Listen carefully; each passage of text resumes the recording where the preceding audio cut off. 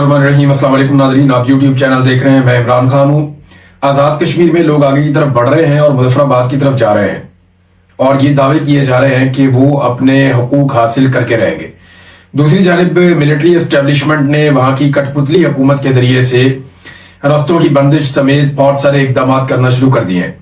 अब दोनों तरफ से जो इंतहाई पोजीशन है वो इख्तियार की जा चुकी है। पहले हम देख लेते हैं कि काफिले कहां तक पहुंचे।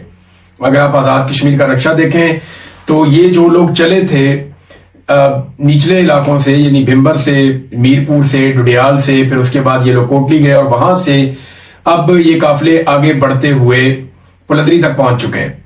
और आज के दिन में ये काफिले गुजरेंगे रावलाकोट से। रावलाकोट से गुजरना इनके लिए एक बहुत बड़ा चैलेंज होगा, क्योंकि रावलाकोट एक ऐसा इलाका है जहां पे पूरा फोकस किया था पाकिस्तान की एस्टेब्लिशमेंट ने। देखिए, जब वो ये सोचते हैं और प्लान करते हैं तो वो फौजी नुक्ता नजर से प्लान करते हैं। उन्हें आइडिया था कि अगर रावलाकोट को रोक लिया और रावलाकोट में इस एहतजाज को खत्म कर दिया गया तो फिर ये एहतजाज दम तोड़ जाएगा। इसीलिए रावलाकोट के ऊपर 3-4 दिन से अटैक किया गया। रावलाकोट के जो मेन सीनियर रहनुमा थे ज्वाइंट अवामी एक्शन कमेटी के, उमर नजीर कश्मीरी, उन्हें भी गोलियां लगी। उनके एक साथी हैं वो शहीद भी हो गए, शाहजेब कश्मीरी, और उनके अलावा और भी कुछ लोग जो है वह जख्मी हुए। बाद में गोली चली, एक बहुत बड़ा क्रैकडाउन हुआ। उस क्रैकडाउन के अंदर भी बताया गया कि दर्जनों लोगों को गोलियां लगी हैं, बहुत सारे लोग शहीद भी हुए हैं और पुलिस एहलकार, सिक्योरिटी फोर्सेस के लोग भी वहां पे शहीद हुए। तो रावलाकोट को एक ऐसा पॉइंट बनाया गया कि जहां पे हर हाल में इस तहरीक को खत्म किया जाएगा। अब आज के दिन में रावलाकोट से अवाम की बहुत बड़ी तादाद ने, कश्मीरियों ने गुजरना है। अगर वो ये रुकावट अबूर कर देते हैं तो फिर उसके बाद बाग है। और याद रखिएगा, बाग में सिर्फ ये लोग नहीं जाएंगे, बाग में और तरफ से भी लोग आएंगे और बाग से जो इज्तिमा इकट्ठा होगा वो बहुत बड़ा होगा। दावा किया जा रहा है कि वहां पे 2 लाख तक लोग भी इकट्ठे हो सकते हैं। अगर आप गिनती में गिने और आप 2 लाख लोगों की तादाद को और स्ट्रेंथ को समझें तो ये बहुत बड़ी तादाद होती है लोगों की। लोग तो 50-60 हजार भी इकट्ठे हो जाए तो सरकार के लिए मुसीबत बन जाती है। बहरहाल ये काफिला लगातार बड़ा होता चला जा रहा है, इसके अंदर लोग शामिल होते चले जा रहे हैं। मुख्तलिफ यूनियन काउंसिल से, मुख्तलिफ हलकों से, मुख्तलिफ इलाकों से अवामी एहतजाज इसके अंदर शामिल होता चला जा रहा है। कोटली जो है वहां पे पूरी कोशिश की गई, वहां पे गोली भी बहुत चली, वहां पे लोग जांबहक भी हुए, सिक्योरिटी वाले भी बहुत जख्मी हुए। एक खातून वहां पे जांबहक हो गई। उनके अलावा कुछ और उसके बारे में वाकया ये बताया जाता है कि 4 डेड बॉडीज लाई गई थी DHQ हॉस्पिटल में। वहां पे जब मकामी लोग पहुंचे, कुछ जख्मी भी थे, उन्हें खून देने के लिए, और उससे पहले कुछ लोग वैसे भी रूटीन में आए हुए थे अस्पताल में, तो अस्पताल को सिक्योरिटी फोर्सेस ने घेर लिया और वहां दोबारा लड़ाई शुरू हो गई। और वहां जब दोबारा फायरिंग हुई तो उसमें एक खातून समेत 3 लोग मजीद वहां पे शहीद हो गए। तो टोटल बाद में जब पता चला शाम को तो 8 डेड बॉडीज अस्पताल के अंदर मौजूद थी। तो ये इंतहाई अफसोसनाक सूरत हाल थी। एक डॉक्टर थे, वो अपनी छत पे खड़े हुए थे, नौजवान डॉक्टर बिल्कुल, और एक गोली आई, उन्हें लगी और वो भी शहीद हो गए। अब बहुत सारे नौजवानों की तस्वीरें सामने आ रही है, उनकी वीडियो सामने आ रही है और बताया जा रहा है कि ये फला जगह पे ये लोग शहीद हुए हैं।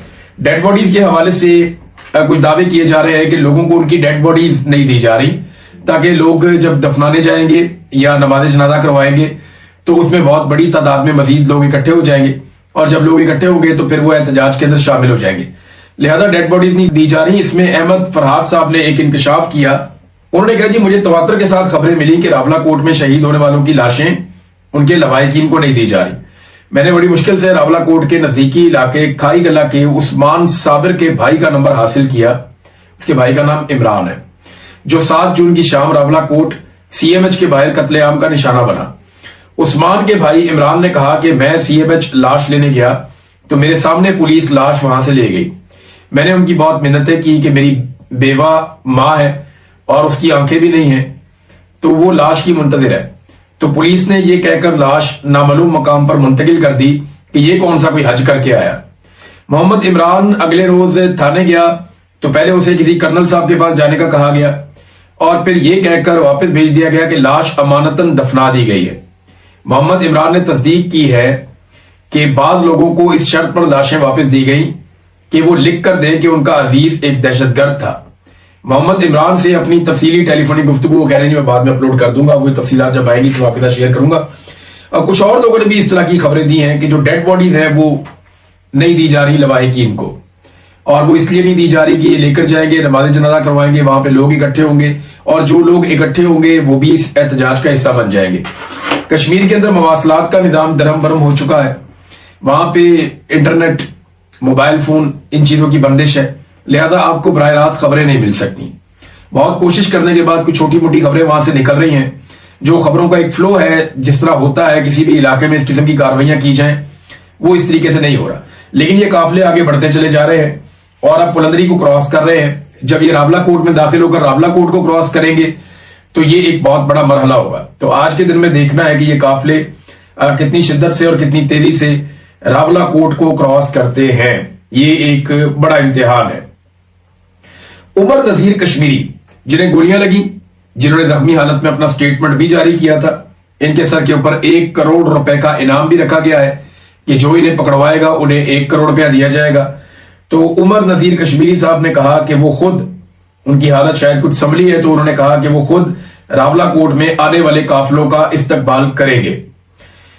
दूसरी जानिब जब बयान आता है सामने, और वो बयान आता है शौकत नवाज मीर का, जिनका ताल्लुक मुजफ्फराबाद से है, तो वो ये कहते हैं कि जब मुजफ्फराबाद की तरफ ये काफिले आएंगे तो मैं खुद इनका इस्तकबाल करूंगा, मैं अपने लोगों को खुद लीड करूंगा। ना अभी तक मैं गिरफ्तार हुआ हूं और ना मेरी लोकेशन का इनको पता है, तो मैं पहली गोली खुद खाऊंगा और ये सारे मुकदमात भी वापस लिए जाएंगे और हम अपने मकासद में कामयाब हो जाएंगे। तो ये कुछ जो लीडर हैं वो लीड कर रहे हैं, जिनके सरों के ऊपर इनाम है, और कुछ जो है वो ये कह रहे हैं कि हम आगे चल के लीड करेंगे, लेकिन फिलहाल किसी मजबूरी की वजह से वो शामिल नहीं हो रहे। तो काफिला अगर बढ़ता जाएगा और बहुत बड़ा हो जाएगा तो ये लीडर्स फिर पब्लिक के बीच में आपको नजर आना शुरू हो जाएंगे। फैसल राठौर जो कठपुतली वजीर आजम है आजाद कश्मीर के, उन्होंने मुज़ाकरात के लिए लगभग मिन्नतें ही शुरू कर दी हैं। एक तरफ वो टीवी चैनल के अंदर ये तासुर दे रहे हैं कि जैसे वो तो मुज़ाकरात के लिए बहुत उतावले हैं और वो मुज़ाकरात करना चाहते हैं, वो बातचीत करके मसले को हल करना चाहते हैं। एक तरफ वो ये तासुर दे रहे हैं और दूसरी जानिब जिनके साथ मुज़ाकरात करने हैं उन्हें कलदम करार देकर उनके सरों पे इनाम रख दिया गया है।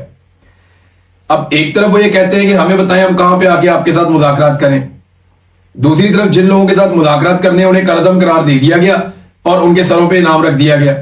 अब वो बेचारे सामने कैसे आए? तो ये अजीबोगरीब एक मुनाफकत वाली जो है वो रविश है कि आप कहते हैं कि तुम सामने आओ, बैठो, हमारे साथ बात करो, और साथ में आपने उसकी गोली का ऑर्डर भी दिया हुआ है। आपने ये कहा हुआ है कि जनाब इसको पकड़ लेंगे, ये तो दहशतगर्द है, इसको तो मार देना चाहिए।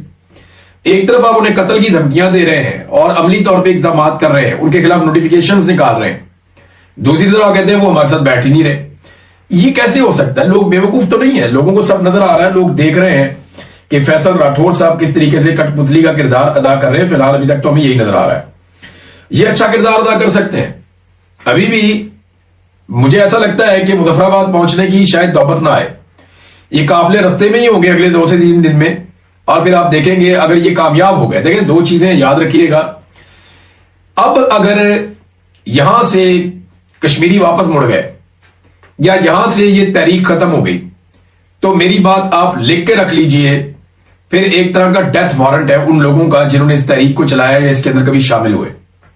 ये आप लिख कर रख ले, इस लेवल का क्रैकडाउन होगा कि आज के बाद कभी कश्मीर में कोई तहरीक चलाने का नाम नहीं लेगा, अगर यहां पे नाकामी हो जाती है तो। और अगर यहां पे नाकामी नहीं होती, कामयाबी होती है, तो ये भी बात आप मेरी लिख कर रख ले कि मुजफ्फराबाद पहुंचने से पहले ही बहुत मुमकिन है कि हुक्मरान बैठ जाए इनके साथ और बैठकर कहे जी आपकी बड़ी मेहरबानी होगी, हम आपके मुतालबात तस्लीम करते हैं, आओ बैठो बात करते हैं, और फिर इनके साथ कुछ चीजों के दस्तखत करेंगे, कुछ नोटिफिकेशन जारी करवाएंगे, तो कुछ ना कुछ ऐसा किया जाएगा। वैसे असेंबली मौजूद है, उस असेंबली के अरकान अभी भी बैठे और बैठ के 2/3 अक्सरियत के साथ, वो एक ब्रिगेडियर ने, एक कर्नल ने कहना है सारों ने इकट्ठे होकर बैठ जाना है।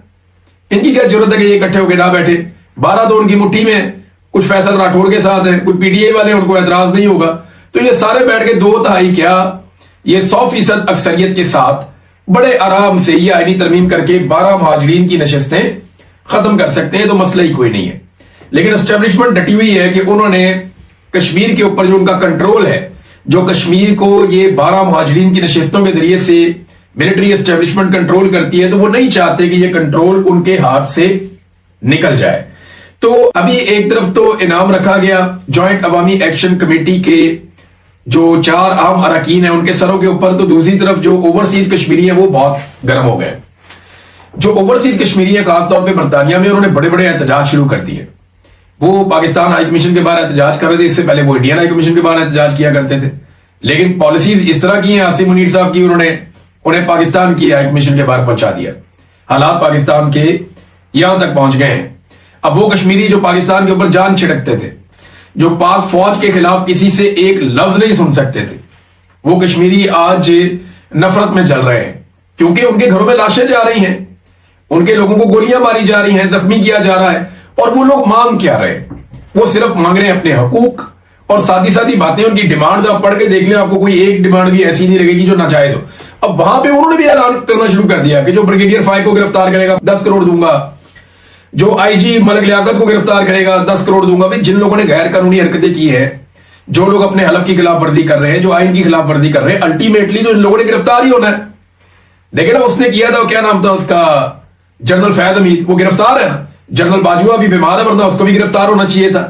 जनरल नदीम अंजुम है, वो पता नहीं किधर, उसको भी गिरफ्तार होना चाहिए। और ये लोग जो अभी कर रहे हैं, जब ये रिटायर होंगे तो इन सबको भी गिरफ्तार होना है, और यही होना है। तरीकाकार ही है, पाकिस्तान आगे इसके बगैर बढ़ ही नहीं सकता कि जिन लोगों ने सियासत में हिस्सा लिया, अपने हलफ से खिलाफ वर्जी की, इन सारों को गिरफ्तार किया जाए। साथ में उन्होंने कहा जी रेंजर वाले को गिरफ्तार करेगा तो 1 लाख रुपए दूंगा। असेंबली अरकान जो है वहां 53 असेंबली के अरकान, उन्होंने 53 करोड़ रुपया देते हैं, इनको गिरफ्तार किया जाए।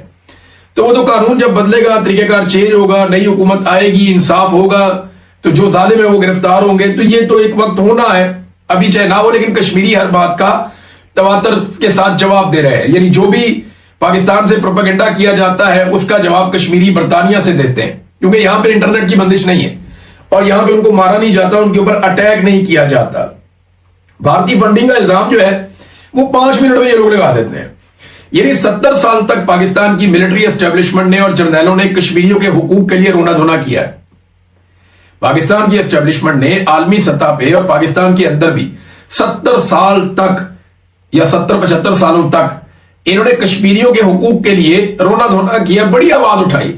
और अब जब कश्मीरियों ने अपने हकूक खुद मांग लिए तो उनके ऊपर हमला कर दिया, उन्हें गद्दार करार दे दिया, उनके घरों से इंडियन करेंसी निकालना शुरू कर दी।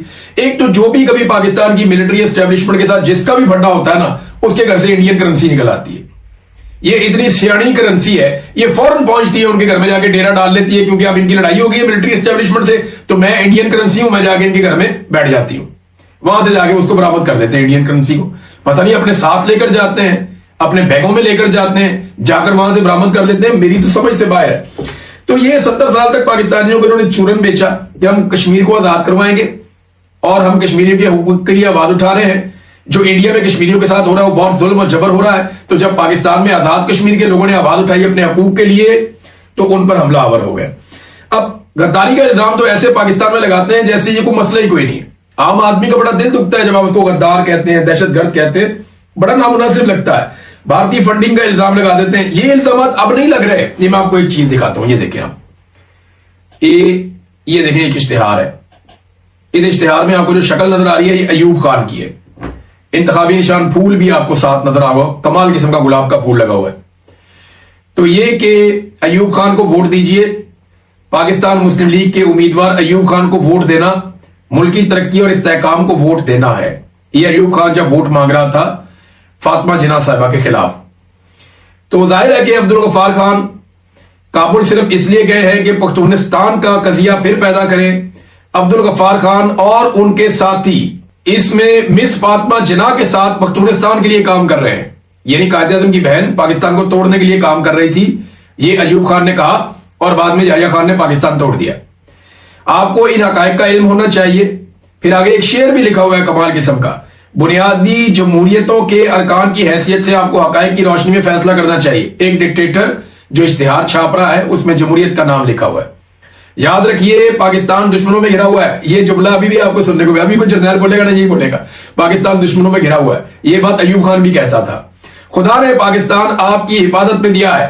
देखा, आज भी यही कहते हैं जर्नैल के, जनाब पाकिस्तानी कौम पाकिस्तान की हिफाजत करती है, पाकिस्तान हर शख्सियत से बुलंद है। ये भी आज जर्नैल कहते हैं। यानी पहले फातिमा जिन्ना से बुलंद कर दिया पाकिस्तान को, आज इमरान खान से बुलंद कर दिया, उससे पहले बेनजीर से बुलंद कर दिया, उससे पहले भुट्टो से बुलंद कर दिया, और पाकिस्तान का अगर पाकिस्तान हर शख्सियत से बुलंद है तो आसिम मुनीर से भी बुलंद होना चाहिए, अयूब खान से भी बुलंद होना चाहिए, परवेज मुशर्रफ से भी बुलंद होना चाहिए, कमर जावेद बाजवा से भी बुलंद होना चाहिए।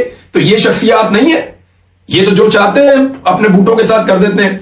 तो नाज़रीन, पाकिस्तान हर शख्सियत से बुलंद है, पाकिस्तान को तरक्की की जरूरत है। ये जर्नैल तब भी कहता था, अब भी कहता है, तरक्की को इस्तेहकाम चाहिए, तब भी इस्तेहकाम, अब तो इतना इस्तेहकाम चाहिए, बेचारों ने एक इस्तेहकाम पार्टी भी बना दी।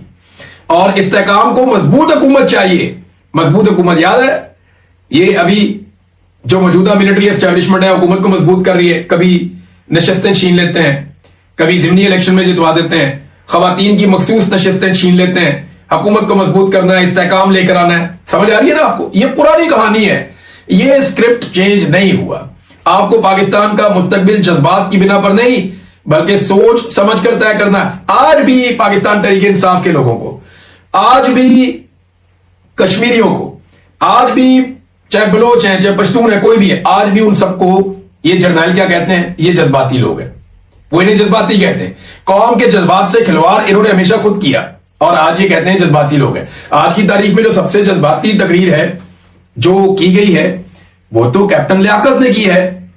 कैप्टन रिटायर्ड लियाकत जो फौज से आया इधर पुलिस के अंदर और अब आईजी बना हुआ है यहां पे कश्मीर में, सबसे जज्बाती तकरीर अपने सीने पे हाथ ठोक ठोक के तो उसने की है। तो जज्बातियत के खिलाफ नहीं है, जज्बात जब इनके मफाद के खिलाफ हो जाए तो ये जज्बात के खिलाफ हो जाते हैं। तो अयूब खान ने जो बातें की आज भी वही बातें हो रही हैं। कभी फातिमा जिन्ना गद्दार, कभी लियाकत अली खान गद्दार, कभी शेख मुजीब गद्दार, कभी इमरान खान गद्दार, कभी जुल्फिकार अली भुट्टो गद्दार, कभी बेनजीर भुट्टो गद्दार, कभी नवाज शरीफ भी बीच में गद्दार। तो ये सारे गद्दार हैं। हम देखें कितने सारे गद्दार हैं। वो बुगटी भी गद्दार था, अकबर बुगटी वो भी गद्दार, फिर वली खान वो भी गद्दार था जबरदस्त किस्म का, फिर जनाब जितने उलमा इकराम गुजरे वो भी सारे गद्दार थे। पाकिस्तान में गद्दारों का एक मेला लगा हुआ है, कमाल गद्दार है। कोई सहाफी है तो वो भी गद्दार है, जो सवाल पूछे वो भी गद्दार है। तो हमें इतने सारे गद्दार हैं, 24-25 करोड़। हमने हक ही अदा नहीं किया इन जर्नैलों का। हम अच्छे लोग ही नहीं है, इन जर्नैलों को अच्छी कौम ही नहीं मिली, हम सारे गद्दार हैं। तो ये देखिए गद्दारी का खेल को नया नहीं है, बहुत पुराना है, तब से लेकर अब तक खेला जा रहा है। तो पाकिस्तान की एस्टेब्लिशमेंट ने हमेशा अशराफिया के साथ मिलकर इक्तदार में रहने का एक फैसला किया है, हमेशा। अब ये कारोबार बनाती है अशराफिया के साथ मिलकर, मुनाफा कमाती है अशराफिया के साथ मिलकर। जब भी कोई अवामी सतह का बंदा आ जाता है या अवाम अपने शऊर के जरिए से एहतजाज शुरू करती है तो ये उसे कुचल देते हैं। बार बार पाकिस्तान में यही किया गया और आज आजाद कश्मीर में एक मरतबा फिर यही किया जा रहा है।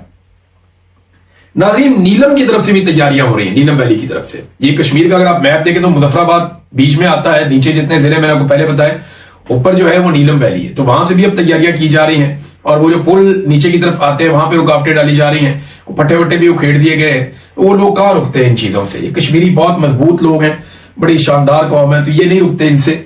और अगर अगले 3-4-5 दिन ये खड़े रहे तो इस निजाम को घुटने टेकने पड़ेंगे और वो अपने हुकूक हासिल कर लेंगे। अब नाज़रीन, थोड़ा सा आपको मैं ले चलता हूं इंटरनेशनल फ्रंट पे, क्योंकि 1-2 मिनट आप उस पर जरूर बात करते हैं हमेशा। खबरें बहुत बड़ी बड़ी हैं तो उनको नजरअंदाज नहीं किया जा सकता। अमेरिका में और ईरान में बराह रास्त झड़पें हुई हैं। वाकया कैसे हुआ वो मैं आपको बता देता हूं। असल में अमेरिकन बड़े आराम से, खामोशी से, जो वो हमेशा करने की कोशिश करते हैं, आपने हुर्मुज में से एस्कॉर्ट करके कुछ टैंकर्स को निकालना चाह रहे थे, तेल के टैंकर्स को, ईरान की मर्जी के खिलाफ। तो ईरान ने कुछ ड्रोन दाग दिए जो उन टैंकर्स के लिए आए। उनमें से एक अमेरिकन अपाची हेलीकॉप्टर है, वो उन टैंकर्स को प्रोटेक्ट करते करते या उनको स्क्वाड करते करते ईरान की हुदूद के बहुत करीब आ गया और उससे फायरिंग भी हो रही थी। तो उस वक्त एक ड्रोन जो है वो उस हेलीकॉप्टर से टकराया और उसके नतीजे में अमेरिकन अपाची हेलीकॉप्टर तबाह हो गया। डोनाल्ड ट्रंप ने इसकी तस्दीक भी कर दी। अब वो हेलीकॉप्टर तबाह हुआ, अमेरिका का नुकसान हो गया, टैंकर्स वहीं रुक गए, वापस हो गए। तो ईरान ने वो ऑपरेशन रोक दिया।